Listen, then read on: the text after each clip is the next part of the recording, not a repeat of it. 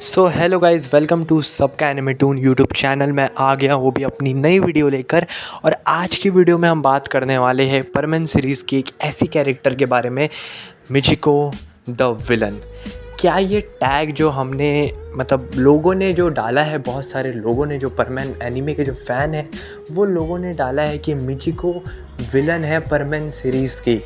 क्या अब हम इसे फाइंड आउट, मतलब ये वीडियो कुछ मिचिको कैरेक्टर के ऊपर कुछ बात होने वाली है, क्योंकि मैंने सोचा कि हम परमन एनीमे में हम परमन की बात करते हैं, पाको की बात करते हैं, लेकिन मेरा मानना है ये दोनों तो हमारे मेन कैरेक्टर तो है ही है और यही दोनों तो जान है इस सीरीज़ के। बट अगर परमन एनीमे को इंटरेस्टिंग बनाने में जो मदद करती है वो मिचिको कैरेक्टर भी है।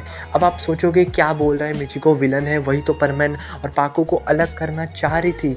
लेकिन देखो, वो परमन पाको को अलग करना चाह रही थी, ठीक है। अब ये समझो बात को, तो मिचिको ही तो परमन सीरीज़ में मसाला डाल रही थी, मतलब तो इंटरेस्टिंग बना रही थी स्टोरी को मिचिको। वो परमन पाको को बीच बीच में जो उन दोनों के बीच में जो होता है ना, कबाब की हड्डी जो बन रही थी ना, वो मिचिको थी।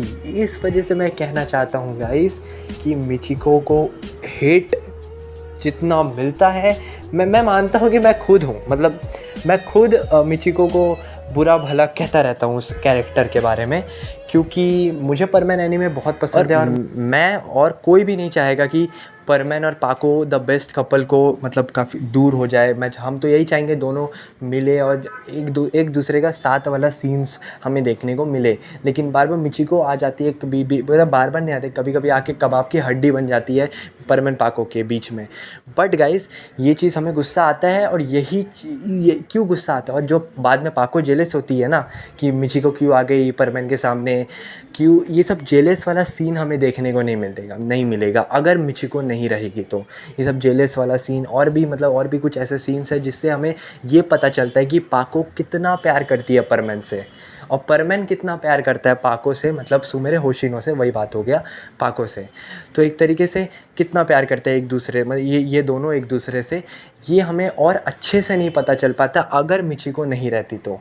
हाँ, क्योंकि मिचिको रहती थी तो दोनों का प्यार मतलब एक बाहर। और ये भी हमें एक चीज़ पता चलता है कि इतने मुश्किल, अगर मिचिको अभी नहीं रहती तो ये दोनों की सिंपल लव स्टोरी हो जाती, बट एक सिंपल लव स्टोरी बन जाती। बट एक मिचिको है तो एक विलन रहता है, तो इससे ये पता चलता है कि दोनों इतने मुश्किल समय में भी ये दोनों एक दूसरे को प्यार करते हैं, दोनों एक दूसरे के अंदर फीलिंग रखते हैं। परमन पाको की बात हो रही है तो एक, और मुश्किल मैं मिचिको को कह रहा हूँ, एक मुश्किल बन के खड़ी थी।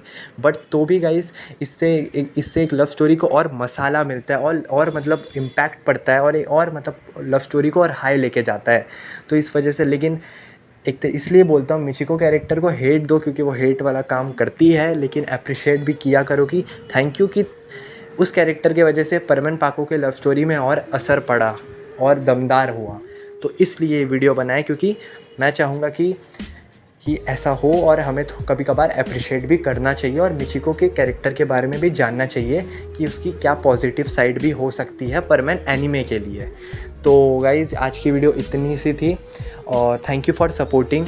मैं बहुत खुश हूँ कि आप इतना सपोर्ट कर रहे हो, इतना कमबैक, बहुत लेट कमबैक के बाद भी, उसके लिए थैंक यू। और मैं ऐसी वीडियो कोशिश करूँगा जितनी हो सके जल्दी लाऊँगा।